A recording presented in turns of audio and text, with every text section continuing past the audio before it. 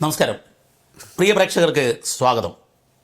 Answer പ്ലീസിൽ ഇന്ന് അതിഥിയായി എത്തുന്നത് രാജ്യസഭാംഗം C Sadanandan master. Sadanandan master പേരുകൊണ്ട് തന്നെ വാർത്തകളിൽ ഒരുപാട് നിറഞ്ഞ വ്യക്തിത്വമാണ്. സ്വാഗതം മാസ്റ്റർ ആൻസർ പ്ലീസിലേക്ക്. നമസ്കാരം. നമസ്കാരം.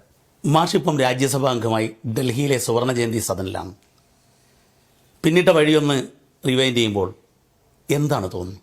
ജൂലൈ മാസം 12-ാം തീയതിയാണ് ലോകാരാധ്യനായ പ്രധാനമന്ത്രിയുടെ ഓഫീസിൽ നിന്നൊരു വിളി വരുന്നത്. ഓഫീസ് സ്റ്റാഫ് സംസാരിക്കുന്നു, മോദിജിക്ക് താങ്കളുമായി സംസാരിക്കണം എന്ന് പറയുകയാണ്. അപ്പോൾ ആ സമയത്ത് പെട്ടെന്നൊരു എന്താണ് സംഭവിക്കുന്നത് എന്ന് മനസ്സിലാക്കാൻ കുറച്ച് സമയമെടുത്തു. തികച്ചും അപ്രതീക്ഷിതമാണ്. ഒരു സൂചനയുമില്ല. അപ്രതീക്ഷിതമാണ്. അപ്പോൾ മോദിജിയുടെ ഓഫീസിൽ നിന്ന് വിളിക്കുന്നു, മോദിജിക്ക് സംസാരിക്കണമെന്ന് പറയുന്നു. ആ ഒരു നിമിഷ നേരമുണ്ടല്ലോ, അത് നമ്മൾ എന്താണ് സംഭവിക്കുന്നത് എന്നറിയാനുള്ളൊരു വല്ലാത്തൊരവസ്ഥയിലായിരുന്നു. അപ്പോൾ സ്വാഭാവികമായി മോദിജിയുടെ സ്വതസിദ്ധമായ ശൈലിയിൽ മാസ്റ്റർജി എന്ന് വിളിച്ചുകൊണ്ടുള്ള ഈ മാസ്റ്റർജി വിളിയാണ് എനിക്ക് അടയാളപ്പെടുത്തിയത്. തീർച്ചയായിട്ടും മാസ്റ്റർജി കൈസേ ഹോ എന്നൊക്കെ ചോദിച്ച് പിന്നെ അദ്ദേഹം വിഷയത്തിലേക്ക് വരുവാണ്. ഒരു ദൗത്യം ഏൽപ്പിക്കുകയാണ്. അത് സന്തോഷത്തോടെ സ്വീകരിക്കണം, ഭംഗിയായി നിർവഹിക്കണം. എന്താണെന്ന് പറഞ്ഞില്ല, എന്താണെന്ന് പിന്നീട് പറയാം എന്നും അദ്ദേഹം പറയുകയാണ്. പിന്നെ നമസ്തേ പറഞ്ഞ് സംഭാഷണം അവസാനിപ്പിക്കുകയാണ്. അത് കഴിഞ്ഞൊരു അരമണിക്കൂർ കഴിഞ്ഞിട്ടാണ് പിന്നീട് പാർട്ടിയുടെ ദേശീയ സംഘടനാ ജനറൽ സെക്രട്ടറി ബഹുമാന്യനായ സന്തോഷ് ജിയുടെ വിളി വരുന്നത്. സന്തോഷ് ജി മോദിജി സംസാരിച്ചില്ലേ എന്നാണ് ചോദിച്ചത്. സംസാരിച്ചു എന്ന് പറഞ്ഞു. എന്നാൽ സന്തോഷ് ജിയിൽ നിന്ന് കൂടുതൽ വിശദമായി എന്തെങ്കിലും അറിയാൻ സാധിക്കും എന്നാണ് ഞാൻ വിചാരിച്ചത്. പക്ഷേ സന്തോഷ് ജിയും ആ സസ്പെൻസ് അങ്ങനെ നിലനിർത്തുകയാണ്. എന്താണെന്ന് പറയുന്നില്ല. മാത്രവുമല്ല സന്തോഷ് ജി ഒരു കാര്യം കൂടെ ഓർമ്മിപ്പിച്ചു. ഇക്കാര്യം മറ്റാരടുത്തും ഇപ്പോൾ പറയേണ്ടതില്ല. അതിന് ചില ഒഫീഷ്യൽ പ്രൊസീഡിങ്സ് ഉണ്ട്. അതിനുശേഷം പറയാം എന്നാണ് അദ്ദേഹം പറയുന്നത്. പിന്നെ 2 ദിവസം കഴിഞ്ഞപ്പോഴേക്കും ബഹുമാന്യനായ സംസ്ഥാന അധ്യക്ഷൻ ഏതാണ്ട് കാലത്തൊരു 8 മണി 8:30 മണി നേരമായിട്ടുണ്ടാവും, രാജീവ് ജി വിളിക്കുകയാണ്. അപ്പൊ രാജീവ് ജിയുടെ വിളിയിലാണ് മാഷെ രാജ്യസഭയിലേക്ക് നോമിനേറ്റ് ചെയ്തുകൊണ്ടുള്ള നോട്ടിഫിക്കേഷൻ വന്നു കഴിഞ്ഞു എന്ന് പറയുന്നത്. അതുവരെ ഈ സർപ്രൈസ് പൊളിച്ചില്ല. ഇല്ല, രാജ്യസഭാ അംഗമായി നിയോഗിക്കപ്പെട്ടിരിക്കുന്നു എന്നുള്ളത് അറിയുന്നതേയില്ല. ആ സമയത്ത് മാത്രമാണ് അറിയുന്നത്. ഇത് കേട്ടപ്പം ഒരു രാജ്യസഭാ അംഗമായിട്ട് എത്തുമെന്ന് ഏതെങ്കിലും കാലത്ത് പ്രതീക്ഷിച്ചിരുന്നു മാഷ്? ഒരിക്കലുമില്ല. നമ്മുടെ സംഘടനാ രീതി അനുസരിച്ച്, നമ്മളൊക്കെ ശീലിച്ചതനുസരിച്ച് ഓരോ ഘട്ടങ്ങളിലും സംഘടന നിയോഗിക്കുന്ന ചില കാര്യങ്ങൾ ചെയ്യുക എന്നുള്ളതാണ്. അത് സംഘടനയിൽ ചുമതല നിശ്ചയിക്കുമ്പോഴും അങ്ങനെ തന്നെയാണ്. മാഷ് RSSന്റെ ചുമതലയിൽ ഉണ്ടായിരുന്നതാണ്. RSSന്റെ വിവിധ ചുമതലകൾ വഹിച്ചു, വിവിധ ജില്ലകളിൽ വഹിച്ചു. മാഷ് ഞാൻ മനസ്സിലാക്കിയെടുത്തോളം കണ്ണൂർ ജില്ലയിൽ, കോഴിക്കോട് ജില്ലയിൽ, തൃശ്ശൂർ ജില്ലയിൽ ഒക്കെ മാഷ് പ്രവർത്തിച്ചിട്ടുണ്ട് വിവിധ ചുമതലകൾ. ഈ RSSൽ നിന്നും BJPയിലേക്ക് പോകാൻ പലരും വിമുഖത കാണിക്കുമെന്നാണ് പൊതുവിൽ കേട്ടിട്ടുള്ളത്, പൊതുവിൽ അറിഞ്ഞിട്ടുള്ളത്. മാഷുക്കും അത്തരം ഒരു വിമുഖത ഉണ്ടായിരുന്നോ BJPയിലേക്ക് വിടുമ്പോൾ? RSS രാഷ്ട്രീയം എനിക്ക് താല്പര്യമുള്ളൊരു മേഖലയാണ്. സംഘത്തിന്റെ നേരിട്ടുള്ള ശാഖാ പ്രവർത്തനത്തിൽ വരുന്നതിന് മുന്നേ ഞാൻ BJPയിലാണ് പ്രവർത്തിച്ചു തുടങ്ങി. വിദ്യാർത്ഥി മോർച്ചയുടെ കണ്ണൂർ ജില്ലാ സമിതി അംഗം എന്ന നിലയ്ക്ക് ചുമതലയൊക്കെ നിശ്ചയിച്ച് ആ നിലയ്ക്കാണ് തുടക്കം. പിന്നീട് അസംബ്ലി തെരഞ്ഞെടുപ്പ് വന്നപ്പോൾ BJP രൂപപ്പെടുത്തിയതിന് ശേഷം 1982 ആദ്യമായിട്ട് അസംബ്ലി തെരഞ്ഞെടുപ്പ്. 82 അസംബ്ലി തെരഞ്ഞെടുപ്പിൽ പേരാവൂർ നിയോജക മണ്ഡലത്തിൽ K. കുഞ്ഞിക്കണ്ണൻ, ഇപ്പോൾ ജന്മഭൂമിയുടെ മുതിർന്ന കാര്യകർത്താവായിരുന്ന കുഞ്ഞിക്കണ്ണേട്ടനാണ് സ്ഥാനാർത്ഥിയായി ഉണ്ടായിരുന്നത്. ആ കാലം തൊട്ടാണ് ഞാൻ ദേശീയ പ്രസ്ഥാനത്തിലേക്ക് വരുന്നത്. അപ്പോൾ അന്ന് തന്നെ പ്രവർത്തനം തുടക്കം BJPയിലാണ്. 82 തെരഞ്ഞെടുപ്പ് പ്രവർത്തനം. പിന്നീട് 84 ഞങ്ങളുടെ പ്രദേശത്ത് സംഘത്തിന്റെ ശാഖ തുടങ്ങുന്നതും ശാഖയിൽ സജീവമാകുന്നതും. പിന്നെ സ്വാഭാവികമായും BJP എന്ന മേഖല വിട്ട് സംഘം എന്ന നിലയിലേക്ക് വരികയാണ്. പിന്നീട് അധ്യാപന ജോലി റിട്ടയർമെന്റ് ആ വർഷത്തിലാണ് വീണ്ടും BJPയിൽ ചുമതല ഏറ്റെടുക്കണം എന്നുള്ള നിലയ്ക്ക് നിയോഗമുണ്ടായത്. ഈ മാഷയുടെ ഒരു പ്രൊഫൈൽ നോക്കുമ്പോൾ ഒരു കമ്മ്യൂണിസ്റ്റ് കുടുംബത്തിലാണ് മാഷ് ജനിക്കുന്നത്. മാഷ കുടുംബത്തിൽ നിന്നും ആദ്യമായി സംഘപരിവാര രാഷ്ട്രീയത്തിലേക്ക് വരുന്നത് മാഷാണെന്ന് പറയുന്നത്. ആ കാലത്ത് ഒരു കമ്മ്യൂണിസ്റ്റ് കുടുംബത്തിൽ നിന്നും എങ്ങനെ ഒരു സംഘപരിവാര രാഷ്ട്രീയത്തിലേക്ക് മാഷെത്തുന്നു? അതെ, ഞാൻ പറഞ്ഞല്ലോ, ഈ രാഷ്ട്രീയ ബോധം അല്ലെങ്കിൽ രാഷ്ട്രീയത്തോടുള്ള താല്പര്യം വളരെ ചെറുപ്പം തൊട്ട് തന്നെ. അതിന് 1-2 നിമിത്തങ്ങളുണ്ട്. ഒന്ന്, പിന്നെ ഞങ്ങളുടെ പ്രദേശത്ത് CPIMന്റെ അതിശക്തമായ പ്രവർത്തനം നടക്കുന്നൊരു മേഖലയാണ്. പാർട്ടി ഗ്രാമം എന്ന് പറയാവുന്ന തരത്തിൽ. മാഷയുടെ ഫാമിലിയും അതിനോടൊപ്പം ആയിരുന്നു. എൻ്റെ അച്ഛൻ ആദ്യകാലത്ത് കമ്മ്യൂണിസ്റ്റ് പാർട്ടിയുടെ കേഡറായിരുന്നു. അദ്ദേഹത്തിന് പാർട്ടി നൽകിയ ചുമതല ദേശാഭിമാനി പത്രത്തിന്റെ പ്രചാരമാണ്. അച്ഛൻ അധ്യാപകനായിരുന്നു. സ്കൂളിലേക്ക് പോകുന്ന സമയത്തിന് മുമ്പായിട്ട് ദേശാഭിമാനി പത്രം വീട്ടിലെത്തും. ആ സ്കൂളിലേക്ക് പോകുമ്പോൾ ദേശാഭിമാനി തോളത്ത് വെച്ച് അച്ഛൻ പോകും. പോകുന്ന വഴിക്കൊരു ചായക്കടയുണ്ട്. ചായക്കടയിൽ കയറിയിട്ട് ചായ കുടിക്കണം. ചായ കുടിക്കുന്ന സമയത്ത് ബാക്കിയുള്ളവരുണ്ടാവും, ചായ കുടിക്കാൻ വന്നവരൊക്കെ ഉണ്ടാവും. ഈ ദേശാഭിമാനി പത്രം നിവർത്ത് പിന്നെ ഡെസ്കിൽ വെക്കണം, അല്ലെങ്കിൽ വായിച്ച് എന്തെങ്കിലും ഹെഡിങ് ഒക്കെ വായിച്ച്. അങ്ങനെ ദേശാഭിമാനി എന്നൊരു പത്രത്തിന്റെ എസ്റ്റാബ്ലിഷ്മെന്റ് അതിലൂടെ നടക്കുകയാണ്. ഇത് സസൂക്ഷ്മം ശ്രദ്ധിക്കാറുണ്ട്. അച്ഛൻ വീട്ടിൽ സംസാരിക്കുമ്പോഴൊക്കെ ഈ പറയുന്ന പാർട്ടിയിലെ ആശയങ്ങളൊക്കെ നല്ല തോതിൽ പറയുന്നത് കേട്ടിട്ടുണ്ട്, കമ്മ്യൂണിസത്തെ കുറിച്ച്. പിന്നെ എങ്ങനെയാണ് മാഷ് സംഘപരിവാറിലേക്ക്? അതിനും നിമിത്തങ്ങളുണ്ട്. ഞാൻ സത്യത്തിൽ പ്രീ ഡിഗ്രി ആണല്ലോ. അപ്പൊ ഈ 7ാം ക്ലാസ് മുതൽ എന്റെ ഓർമ്മയിൽ അങ്ങനെയാണ്. 7ാം ക്ലാസ് മുതൽ എനിക്ക് അരിവാൾ ചുറ്റിക നക്ഷത്രം വരയ്ക്കുക എന്നുള്ളതായിരുന്നു എന്റെ ഒരു പ്രധാനപ്പെട്ട ഒരു ഹോബി.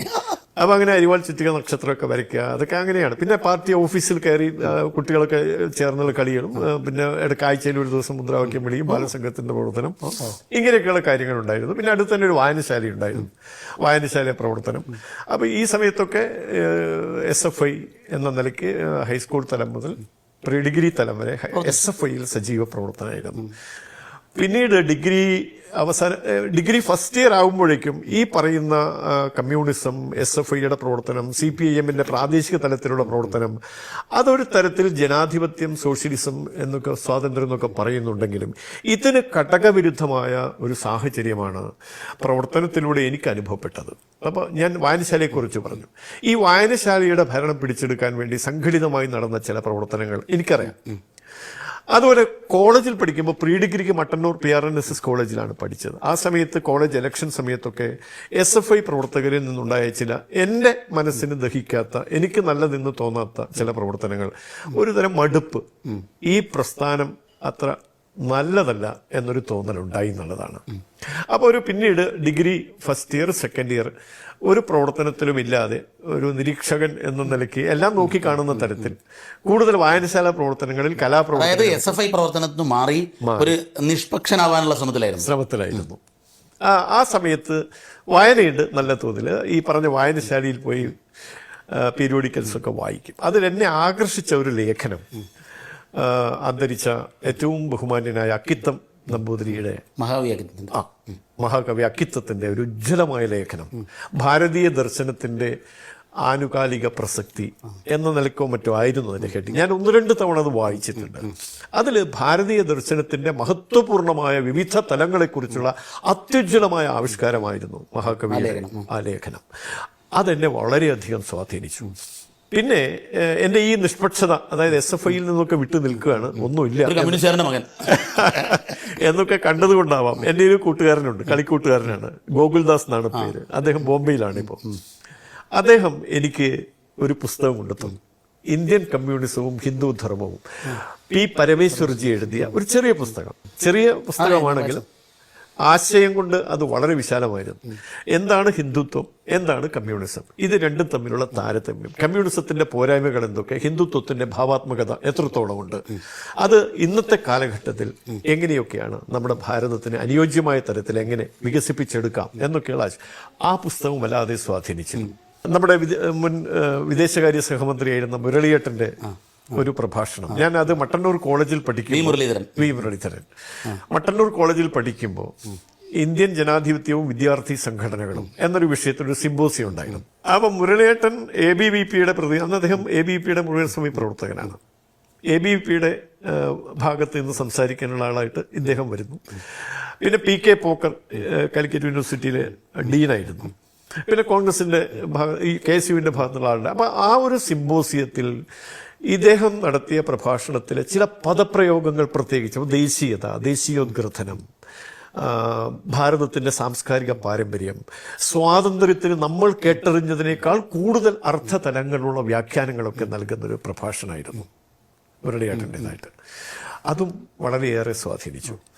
പിന്നെ ഒക്കെ കൂടി എൻ്റെ കാലുകൾ മെല്ലെ സംഘത്തിന്റെ ശാഖയിലേക്ക് ചലിച്ചു. അതില് നിമിത്തമായത് ഗോകുൽദാസാണ്, മഹാകവി അക്കിത്താണ്. ആ ഘട്ടത്തിൽ സാധാരണഗതിയിൽ ഒരു കമ്മ്യൂണിസ്റ്റ് കുടുംബത്തിൽ നിന്നും ഒരാൾ RSSലേക്ക് പോകുമ്പോൾ വലിയ രീതിയിൽ എതിർപ്പുണ്ടാവുമല്ലോ. അങ്ങനെ എതിർപ്പ് നേരിടേണ്ടി വന്നിരുന്നു? എതിർപ്പുണ്ടായിരുന്നു. അച്ഛൻ മാത്രമല്ല, എൻ്റെ മൂത്ത സഹോദരൻ ജ്യേഷ്ഠൻ, അദ്ദേഹം ഇപ്പില്ല, ജീവിച്ചിരിപ്പില്ല. അദ്ദേഹം KSYF-ന്റെ ആ ഭാഗത്തെ പഴശ്ശി വില്ലേജ് കമ്മിറ്റിയുടെ ഈ വളണ്ടിയർ സംവിധാനത്തിൻ്റെ ഒക്കെ ചുമതലക്കാരനായിരുന്നു. അപ്പോൾ സ്വാഭാവികമായിട്ടും ഞാൻ സംഘത്തിൻ്റെ ശാഖയിൽ എത്തുന്ന സമയത്ത്, അല്ലെങ്കിൽ ശാഖയിലേക്ക് പോയി തുടങ്ങുന്നു എന്ന് കണ്ട സമയത്ത് അച്ഛൻ്റെ ഭാഗത്ത് നിന്ന് പ്രതീക്ഷിച്ചത്ര ഒരു എതിർപ്പുണ്ടായിരുന്നില്ല. ഉണ്ടായിരിക്കും, അദ്ദേഹത്തിൻ്റെ മനസ്സിൽ അങ്ങനെ കാര്യമായിട്ട് അങ്ങനെ പ്രകടിപ്പിച്ചൊന്നും വരുന്നില്ല. ജ്യേഷ്ഠനും അങ്ങനെ തന്നെയായിരുന്നു. പക്ഷേ സുഹൃത്തുക്കൾ, നാട്ടുകാർ, SFIയിലൊക്കെ പ്രവർത്തിക്കുമ്പോണ്ടായിരുന്ന സുഹൃത്തുക്കളും നാട്ടുകാരും ഒക്കെ നിരന്തരം കാണുന്ന സമയത്ത് ഇത് ശരിയല്ല, ഈ പോക്ക് ശരിയല്ല, ഇത് അവസാനിപ്പിക്കണം എന്ന തരത്തിലുള്ള ഉപദേശ രൂപേണയും ഒരു പക്ഷേ കുറച്ചുകൂടി സ്വാതന്ത്ര്യം എടുത്തുകൊണ്ട് വഴക്ക് പറയുന്നത് പോലെയൊക്കെ സംസാരിച്ചിട്ടുണ്ട്. അപ്പോൾ ആ നിലക്കുള്ള അനുരണനങ്ങൾ, പ്രതികരണങ്ങൾ എല്ലാ ഭാഗത്തും ഉണ്ടായിരുന്നു. ഒരു ഘട്ടം കഴിഞ്ഞപ്പോഴേക്കും ഇതാണ് ശരി, ഇത് മാത്രമാണ് ശരി എന്നൊരു ബോധ്യത്തിലേക്ക് ഉറപ്പിക്കുകയാണ്. 84-85 കാലമൊക്കെ ആകുമ്പോഴേക്കും ഇതിനപ്പുറത്തൊരു ശരിയില്ല എന്ന ഉറച്ച നിലപാടിലേക്ക് എത്തുകയാണ്. ഈ 84-ൽ RSSന്റെ പ്രവർത്തകനായി, പിന്നീട് RSSന്റെ നേതാവായി, മാധ്യമഭാഷയിൽ നേതാവായി, അങ്ങയുടെ ഭാഷയിൽ കാര്യകർത്താവായി മുന്നോട്ട് പോയി. 94-ലെത്തുമ്പോൾ അങ്ങയുടെ ജീവിതത്തിലെ ഏറ്റവും നിർണായകമായൊരു ഘട്ടം ഉണ്ടാവുകയാണ്. 2 കാലുകൾ നഷ്ടപ്പെടുന്ന ആ ഒരു അനുഭവം ഇപ്പോൾ ഓർക്കുമെങ്കിൽ. ഞാൻ താങ്കളിപ്പോൾ ചോദിച്ച ഈ ചോദ്യം രാജ്യസഭ MP ആയി നാമനിർദ്ദേശം ചെയ്യപ്പെട്ട സന്ദർഭത്തിൽ കേരളത്തിലെ എല്ലാ മാധ്യമ പ്രവർത്തകരും എൻ്റെ അടുത്ത് വന്നിരുന്നു. ഈ പറയുന്ന മാതിരി ഒരു 15 മിനിറ്റ് 20 മിനിറ്റ് ദൈർഘ്യമുള്ള അഭിമുഖം, ബൈറ്റ്, ഇങ്ങനെയുള്ള കാര്യങ്ങളൊക്കെ എടുക്കാൻ വീട്ടിൽ വന്നിരുന്നു, ചോദിച്ചിരുന്നു. അപ്പോൾ അവർക്കെല്ലാം ഞാൻ താങ്കളെ അക്കാര്യത്തിൽ നമസ്കരിക്കുകയാണ്. കാരണം തുടക്കം താങ്കൾ ആ ചോദ്യമല്ല എന്നോട് ചോദിച്ചത്. അവരൊക്കെ ആദ്യത്തെ ചോദ്യം അതായിരുന്നു. ജീവിക്കുന്ന രക്തസാക്ഷി എന്നൊരു പ്രയോഗത്തിൽ CPM ആക്രമണത്തിൽ 2 കാലുകൾ നഷ്ടപ്പെട്ട ഒരാൾ എന്നുള്ള നിലയ്ക്ക് അതായിരുന്നു ആദ്യം അറിയേണ്ടിയിരുന്നത്. അപ്പോൾ ഞാൻ പെട്ടെന്ന് എനിക്ക് സ്വാഭാവികമായ തരത്തിൽ കണ്ണൂർ ജില്ലയിൽ ഇപ്പോൾ പഴയ പോലെയുള്ള അക്രമ സംഭവങ്ങളില്ല, വളരെയേറെ കുറഞ്ഞിട്ടുണ്ട്. അപ്പോൾ അത് സ്വാഭാവികമായി ജനങ്ങളത് മറക്കാൻ ആഗ്രഹിക്കുന്നു. ജനങ്ങൾ, പൊതുസമൂഹം. പക്ഷെ മറക്കാൻ കഴിയാത്ത, ഉള്ളിൽ നെരിപ്പോടോടെ കഴിയുന്ന അനേകം ആളുകളുണ്ട്. അനുഭവിക്കേണ്ടി വന്ന ദുരിതങ്ങൾ ഒരുപാട്. മക്കൾ നഷ്ടപ്പെട്ട അച്ഛനമ്മമാര്, സഹോദരങ്ങൾ നഷ്ടപ്പെട്ട ആളുകൾ, അച്ഛൻ നഷ്ടപ്പെട്ട പിഞ്ചു മക്കൾ, ഭർത്താവ് നഷ്ടപ്പെട്ട ധർമ്മപത്നിമാര്, അവരുടെയൊക്കെ ഉള്ളിൽ ഈ ഒരു നീറ്റലുണ്ട്. എൻ്റെ അച്ഛൻ എന്തിനാണ് മരിച്ചത്, എൻ്റെ ഭർത്താവ് എന്താണ് എൻ്റെ കൂടെ ഇന്നില്ലാത്തത്. അങ്ങനെയുള്ള ആളുകളുടെ ഉള്ളിൽ ഈ പറയുന്നതും അത് നീറ്റൽ അത് നിലനിൽക്കുന്നുണ്ട്. പക്ഷെ പൊതുസമൂഹം അക്രമ രാഷ്ട്രീയത്തിൽ നിന്ന് ഒരു അകൽച്ച ഉണ്ടായിക്കൊണ്ടിരിക്കുകയാണ്. അതുകൊണ്ട് അത് നിലനിൽക്കണം എന്ന് ആഗ്രഹിക്കുന്നവരാണ് പൊതുസമൂഹം. അതുകൊണ്ട് തന്നെ ഞാൻ ആ വിഷയത്തിൽ കരുതലോടെയാണ് പ്രതികരിച്ചത്. പഴയ കാലത്ത് നടന്ന സംഭവങ്ങളൊക്കെ വീണ്ടും ഓർമ്മിച്ചെടുക്കുകയും അതിനെക്കുറിച്ചൊക്കെ സംസാരിക്കുകയും ഒക്കെ ചെയ്യുന്ന സമയത്ത് എൻ്റെ ബന്ധുക്കൾ, സംഘബന്ധുക്കൾ, അവരിൽ ഒരു പക്ഷേ അവർ ഒതുക്കി നിർത്തിയ ആ വികാരം വീണ്ടും അത് പുറത്തേക്ക് വരാൻ ഇടയുണ്ട്. 2 പക്ഷത്തിനും പിന്നെയും നഷ്ടങ്ങൾ വരും. അത് വീണ്ടും മറ്റൊരു അന്തരീക്ഷത്തിലേക്ക് പോകുമോ, മനസ്സിൽ വീണ്ടും പ്രതികാര ചിന്തയും പകയും ഒക്കെ വളരുമോ എന്നൊരു തോന്നലുണ്ടായിരുന്നു. അതുണ്ടാവരുത് എന്നാണ് എൻ്റെ പ്രസ്ഥാനവും ആഗ്രഹിക്കുന്നത്. എല്ലാവരും അത് തന്നെയാണ് ആഗ്രഹിക്കുക. അപ്പോൾ ആ നിലയ്ക്ക് എൻ്റെ മറുപടിയിൽ എവിടെയെങ്കിലും ഇതിന് ഭംഗം വരുത്തുന്ന കാര്യങ്ങൾ ഉണ്ടാവരുത് എന്ന നിർബന്ധമുള്ളത് കൊണ്ട് ഞാൻ എല്ലാവരോടും പറഞ്ഞത് അതൊരു ദുസ്വപ്നം പോലെ നമുക്ക് മറക്കാം എന്നാണ്. കേരളത്തിന് വേണ്ടി അങ്ങ് എന്തൊക്കെയാണ് അങ്ങയുടെ മനസ്സിലുള്ളത്? ഇതിൽ എവിടെ തൊട്ട് നമ്മൾ തുടങ്ങണം എന്നൊരു ചോദ്യം ഞാൻ സ്വയം ചോദിക്കാറുണ്ട്. അപ്പം മോദിജി എന്നോട് ദൗത്യം എന്ന ആ ഒരു വാക്ക് തന്നെയാണ് ഉപയോഗിച്ചത്. മിഷൻ. അപ്പോൾ ആ ദൗത്യം അതിന് ഒരുപാട് അർത്ഥങ്ങളുണ്ട്. അപ്പോൾ എന്താണ് ദൗത്യം എന്നെനിക്ക് മോദിജിയോട് ചോദിക്കേണ്ട കാര്യമില്ല. കാരണം അദ്ദേഹത്തിന്റെ ദൈനംദിന ജീവിതം തന്നെ അതിനൊരു ഉത്തരം തരും. പിന്നെ അദ്ദേഹം ഈ അടുത്ത കാലത്തായി ഒരു മന്ത്രം പോലെ വികസിത ഭാരതം എന്ന് പറഞ്ഞുകൊണ്ടിരിക്കുന്നുണ്ട്. ആ വികസിത ഭാരതം സാക്ഷാത്കൃതമാകണമെങ്കിൽ വികസിത കേരളം ഉണ്ടാകണം, വികസിത സംസ്ഥാനങ്ങൾ ഉണ്ടാകണം. വികസിത കേരളം സാധ്യമാകണമെങ്കിൽ വികസിത ജില്ലകൾ ഉണ്ടാകണം, വികസിത പഞ്ചായത്തുകൾ ഉണ്ടാകണം, വികസിത ഗ്രാമങ്ങൾ ഉണ്ടാകണം, വന്ന് വികസിത ഭവനങ്ങൾ ഉണ്ടാകണം. നമ്മുടെ വീടുകളിൽ വികാസം ഉണ്ടാകണം. ഞാനൊന്ന് ഇടപെടുകയാണ്. മാഷ് രാജ്യസഭ അംഗമായ സമയത്ത് പറഞ്ഞതിൽ എനിക്ക് ഏറ്റവും ശ്രദ്ധേയമായി തോന്നിയത് രാഷ്ട്രീയവും വികസനവും 2 അല്ല, 1 എന്നുള്ളതായിരുന്നു. യഥാർത്ഥത്തിൽ രാഷ്ട്രീയക്കാർ അത് കൃത്യമായി ഉൾക്കൊള്ളുന്നുണ്ടോ എല്ലാവരും? വികസനം എന്ന് പറഞ്ഞാൽ രാഷ്ട്രീയമാണ്, രാഷ്ട്രീയം എന്ന് വെച്ചാൽ വികസനമാണ്. മഹാത്മാഗാന്ധിജിയുടെ സങ്കല്പം എന്തായിരുന്നു? രാഷ്ട്രീയ പ്രവർത്തനം എന്ന് പറയുന്നത് ഏറ്റവും താഴേക്കടയിലുള്ള നമ്മുടെ സഹോദരനെ ഉയർത്തിക്കൊണ്ടുവരാൻ നിങ്ങൾ ചെയ്യുന്ന ഏത് പ്രവർത്തനവും രാഷ്ട്രീയമാണ്. രാഷ്ട്ര സംബന്ധമായ പ്രവർത്തനം എന്ന് പറഞ്ഞാൽ എന്താ? ഞാനും എന്നോടൊപ്പം സഹജീവികളും ക്ഷേമ തലത്തിലേക്ക് ഉയർത്തപ്പെടണം. അതാണ് പ്രവർത്തനം. ആ പ്രവർത്തനമാണ് രാഷ്ട്രീയം. മാഷയുടെ ദൗത്യത്തിലെ ആദ്യത്തെ പരിഗണനാ വിഷയങ്ങൾ എന്തൊക്കെയാണ്? നമ്മളെപ്പോഴും സ്വയം നമ്മുടെ ഒരു നിലപാട് തറയിൽ നിന്നാണല്ലോ കാര്യങ്ങളെല്ലാം ചിന്തിക്കേണ്ടത്.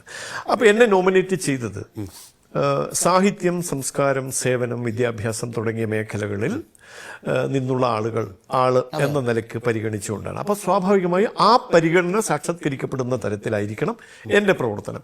വിദ്യാഭ്യാസത്തിന് പ്രാമുഖ്യം കൊടുക്കണം, സേവന രംഗത്തിന് പ്രാധാന്യം കൊടുക്കണം.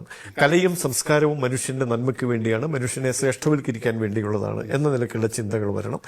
ഇതിനെയൊക്കെ സമന്വയിപ്പിച്ചുകൊണ്ടുള്ള ഭൗതിക സാഹചര്യത്തിന്റെ ഉയർച്ചയും സാധ്യമാകണം. റോഡുകൾ വേണം, കൃഷിയിടങ്ങളിൽ വെള്ളം ലഭ്യമാകണം, വീടുകളിൽ വൈദ്യുതി ലഭ്യമാകണം, വീടില്ലാത്തവർക്ക് വീടുണ്ടാകണം, റോഡില്ലാത്ത സ്ഥലങ്ങളിൽ റോഡുകൾ ഉണ്ടാകണം, കുടിവെള്ള സൗകര്യങ്ങളില്ലാത്ത സ്ഥലത്ത് അത് ഏർപ്പെടുത്തി കൊടുക്കണം, മാലിന്യ പ്രശ്നങ്ങൾ ഉണ്ടെങ്കിൽ അത് പരിഹരിക്കണം, വിദ്യാഭ്യാസത്തിന്റെ പിന്നാക്കാവസ്ഥയുണ്ടെങ്കിൽ അതിന് പരിഹാരം കാണണം, വിദ്യാലയങ്ങളിൽ ഭൗതിക സാഹചര്യങ്ങൾ ഒരുക്കി കൊടുക്കാൻ, അങ്ങനെ അനേകം കാര്യങ്ങൾ. ഇതെല്ലാം ഒരു സ്വപ്നം പോലെ ഒരുതരം ആവേശകരമായ ഒരു അനുഭവമായിട്ട് ഞാൻ മനസ്സിൽ സൂക്ഷിക്കുകയാണ്. ഈ കാര്യങ്ങളൊക്കെ ചെയ്യണം. ഇതൊക്കെയാണ് മോദിജി പറഞ്ഞ ദൗത്യം എന്ന് പറയുന്നത്. ഈ ദേശീയ തലത്തിൽ RSS വലിയ സ്വീകാര്യത കിട്ടിയപ്പോഴും കേരളത്തിൽ ആ സ്വീകാര്യത കിട്ടിയിട്ടില്ല. RSSനോടുള്ള ഒരു അസ്പൃശ്യത പൂർണ്ണമായ അർത്ഥത്തിൽ മാറുന്നുണ്ടോ കേരളത്തിൽ? ഉണ്ടല്ലോ. അതുകൊണ്ടാണല്ലോ ഇപ്പം നമുക്കറിയാം ഭാരതീയ ജനതാ പാർട്ടി സമാഹരിക്കുന്ന വോട്ടിൻ്റെ ശതമാനം അതിലൂടെ അളക്കപ്പെടും സംഘത്തിൻ്റെ സ്വാധീനം. കാരണം സംഘത്തിൻ്റെ പ്രവർത്തനത്തിൻ്റെ ഫലം തന്നെയാണ് ദേശീയ രാഷ്ട്രീയ പ്രസ്ഥാനത്തിന് കിട്ടുന്ന ജനകീയ അംഗീകാരം.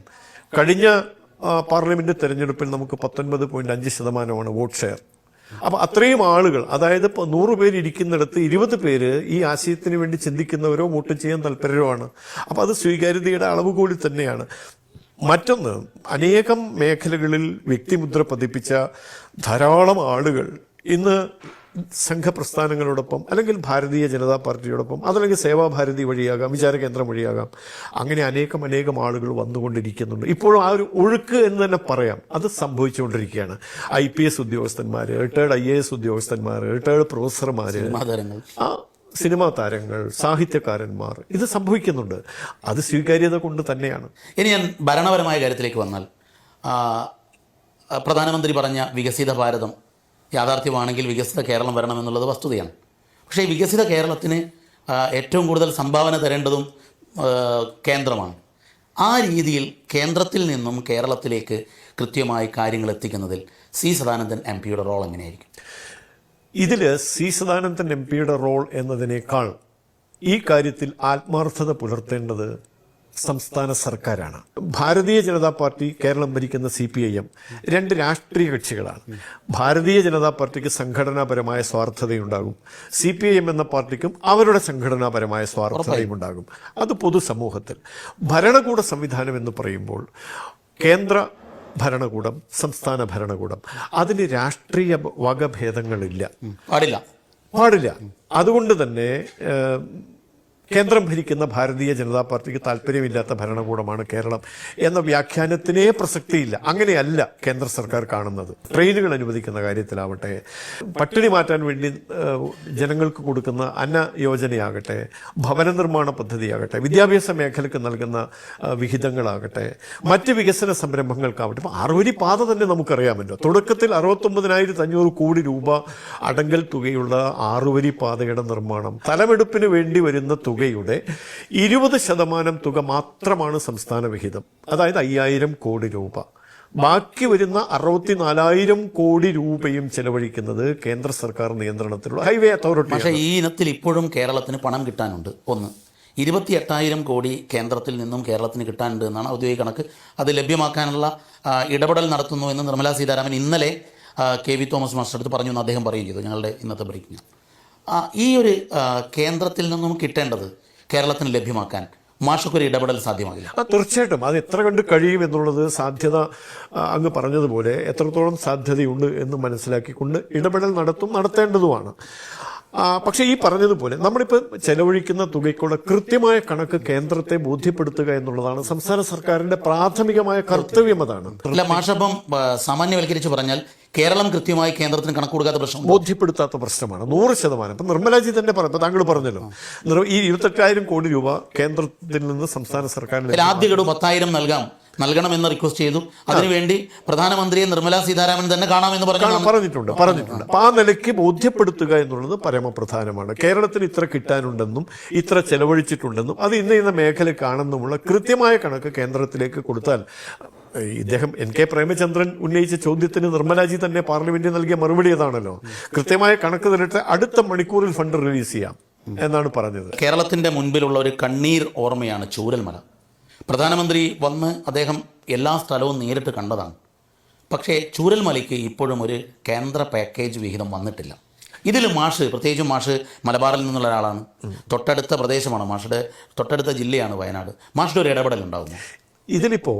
ഇടപെടൽ എന്ന് പറഞ്ഞാൽ അത് ഞാൻ പറഞ്ഞു, ഏത് തരത്തിൽ എങ്ങനെ വേണം എന്നുള്ളത് അതിൻ്റെ സാധ്യത അറിഞ്ഞതിന് ശേഷമാണ്. ഇതിൽ നമുക്കെല്ലാം അറിയുന്നൊരു കാര്യം, ഒരു പക്ഷേ സംസ്ഥാന സർക്കാർ മറ്റുള്ളവരോട് വേണ്ട രീതിയിൽ വിശദീകരിക്കാത്തൊരു കാര്യം, 1350 കോടി രൂപ ദുരിതാശ്വാസ ഫണ്ടിൽ ഉണ്ടായിരിക്കെയാണ് ഈ ദുരന്തം സംഭവിക്കുന്നത്.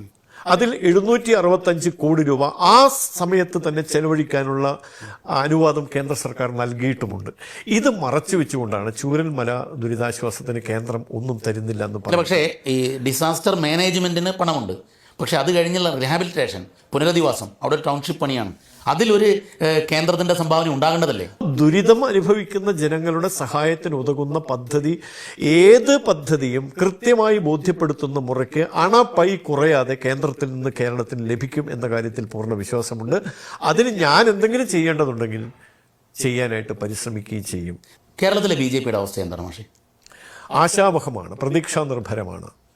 കാരണം നമുക്കറിയാലോ ദീപക് ജി, 982 കുറിച്ച് ഞാൻ സൂചിപ്പിച്ചു. അന്ന് പാർട്ടിക്ക് ലഭിച്ച വോട്ടിന്റെ വിഹിതം 0.5% ആണ്. എന്ന് വെച്ചാൽ എത്ര വരും നമുക്കറിയാലോ. പിന്നീട് നടക്കുന്ന, അന്ന് 140 മണ്ഡലങ്ങൾ ഉണ്ടായിരുന്നെങ്കിലും BJP രൂപം കൊണ്ടതിന് ശേഷം നടന്ന ആദ്യത്തെ തെരഞ്ഞെടുപ്പിൽ 60 നിയോജക മണ്ഡലങ്ങളിലാണ് സ്ഥാനാർത്ഥികൾ മത്സരിച്ചത്. പിന്നീട് ഓരോ തെരഞ്ഞെടുപ്പ് കഴിയുമ്പോഴും സ്ഥാനാർത്ഥികൾ എല്ലാ മണ്ഡലങ്ങളിലും സ്ഥാനാർത്ഥികളായി തുടങ്ങി, എല്ലാ തലങ്ങളിലും പ്രവർത്തകരുണ്ടായി തുടങ്ങി, ഇലക്ഷൻ പ്രവർത്തനം നല്ല രീതിയിൽ മുന്നോട്ട് വരാൻ തുടങ്ങി. ഇപ്പോൾ പൂർണ്ണ സജ്ജമായി കഴിഞ്ഞു പാർട്ടി. തെരഞ്ഞെടുപ്പ് രാഷ്ട്രീയം ഏറ്റവും ഫലപ്രദമായി നിർവഹിക്കാൻ കഴിയുന്ന ഒരു സംഘടനാ സംവിധാനം ഇന്ന് പാർട്ടിക്കുണ്ടായി കഴിഞ്ഞു. ഈ രാജീവ് ചന്ദ്രശേഖരനെ ഡൽഹിയിൽ നിന്നും കേരളത്തിലേക്ക് കൊണ്ടുവരുന്നു. ആ സമയത്ത് വലിയ രീതിയിലുള്ള പ്രചരണങ്ങൾ ഉണ്ടായിരുന്നു, ഒരു മുതലാളി രാഷ്ട്രീയം ഹൈജാക്ക് ചെയ്യപ്പെടുന്നു എന്നൊക്കെ. ഇപ്പോൾ കുറച്ച് നാളായി അദ്ദേഹം പ്രസിഡന്റാണ്. അങ്ങയുടെ വിലയിരുത്തലിൽ ആ ഒരു തീരുമാനത്തിന്റെ റിസൾട്ട് എന്താണ്? അദ്ദേഹത്തിന്റെ വ്യക്തിപരമായ വ്യവഹാരങ്ങൾ എന്ത് എന്നുള്ളതിനപ്പുറത്ത് അദ്ദേഹത്തിൽ നിന്ന് പാർട്ടിക്ക് എന്ത് നേടാനുണ്ട്, എന്ത് ലഭിക്കും എന്നുള്ളതാണ് നമ്മളെ സംബന്ധിച്ച് ചിന്തിക്കുക.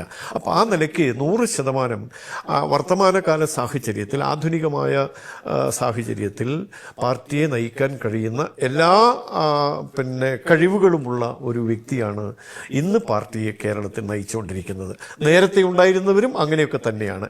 കേരളത്തിലെ BJPക്ക് നിയമസഭാ തെരഞ്ഞെടുപ്പിലെ ഭാവി എന്താണ്? കേരളത്തിലെ നിയമസഭയിൽ, അടുത്ത നിയമസഭയിൽ നിർണായക ശക്തിയായി ഭാരതീയ ജനതാ പാർട്ടി ഉണ്ടാകും. പാർട്ടിയുടെ MLA-മാരുണ്ടാകും. അത് കേരള രാഷ്ട്രീയത്തെ ഈ വരുന്ന തെരഞ്ഞെടുപ്പ് കഴിഞ്ഞ് അടുത്ത തെരഞ്ഞെടുപ്പാകുമ്പോഴേക്കും കേരളത്തിൽ സമഗ്രമായ, സമൂലമായ രാഷ്ട്രീയ പരിവർത്തനത്തിന് സാഹചര്യം ഒരുക്കുന്ന ഒരു അന്തരീക്ഷത്തിലേക്ക് ഈ തെരഞ്ഞെടുപ്പ് മാറും. അങ്ങയുടെ ഒരു പ്രവർത്തന മേഖലയായിരുന്നു മാധ്യമരംഗം. അങ്ങ് അധ്യാപകനായി പോകുന്നതിന് മുമ്പ് അങ്ങ് മാധ്യമപ്രവർത്തകനായിരുന്നു. പലപ്പോഴും ഇപ്പോൾ പലരും മറന്നു പോകുന്നൊരു കാര്യമാണ്, അതുകൊണ്ടാണ് ഞാൻ ഓർമ്മപ്പെടുന്നത്. അത് ചോദിച്ച് അവസാനിപ്പിക്കും. മാധ്യമ മേഖലയെ അങ്ങ് എങ്ങനെയാണ് കാണുന്നത്? മാധ്യമപ്രവർത്തകർക്ക് വേണ്ടി രാജ്യസഭാ അംഗം എന്നുള്ള നിലയിൽ അങ്ങയുടെ ഇടപെടലാണ്. മാധ്യമ മേഖല വാസ്തവത്തിൽ ഏറ്റവും മഹത്വപൂർണ്ണമായിട്ടൊരു മേഖലയായിട്ട്, ഞാനിപ്പോൾ അധ്യാപകനായിരുന്നു, അധ്യാപനം വളരെ മഹത്വമുള്ളൊരു മേഖലയാണെന്ന് എനിക്ക് തോന്നാറുണ്ട്. തലമുറയെ വളർത്തിയെടുക്കാനുള്ള മാധ്യമ മേഖലയും ഇത് രണ്ടും പരസ്പര ബന്ധിതമാണെന്ന് എനിക്ക് തോന്നാറുണ്ട്. മാധ്യമ പ്രവർത്തകരും ഒരു തരത്തിൽ വിദ്യാഭ്യാസ പ്രവർത്തനം തന്നെയാണ്. തീർച്ചയായിട്ടും ജനങ്ങളെ എഡ്യൂക്കേറ്റ് ചെയ്യുകയാണ്. നമ്മുടെ രാജ്യത്തെക്കുറിച്ച്, ഡെമോക്രസിയെക്കുറിച്ച്, സോഷ്യലിസത്തെക്കുറിച്ച്, സമത്വത്തെക്കുറിച്ച് എല്ലാം വിദ്യാഭ്യാസം നൽകേണ്ടവരാണ്. അപ്പം അതിനൊരു പവിത്രതയുണ്ട്. ആ പവിത്രത മാധ്യമപ്രവർത്തകർ ഉൾക്കൊണ്ടുകൊണ്ട് മാധ്യമപ്രവർത്തനം നടത്തുക എന്നുള്ളതാണ് ഏറ്റവും പ്രധാനമായിട്ട് ഉണ്ടാകേണ്ട ഒരു കാര്യം. താങ്ക് യു മാസ്റ്റർ, അങ്ങയുടെ തിരക്കിനിടയിലും ഇത്രയും വിശദമായി സംസാരിച്ചത്. Thank you. നമസ്കാരം. ലോകത്തെവിടെയായാലും ഏത് സമയത്തും 24 വാർത്തകളും ഓഗ്മെന്റഡ് റിയാലിറ്റി പാക്കേജുകളും എക്സ്പ്ലെയിനറുകളും വിശദമായി കാണാൻ ഞങ്ങളുടെ യൂട്യൂബ് ചാനൽ നിങ്ങൾക്ക് സബ്സ്ക്രൈബ് ചെയ്യാം.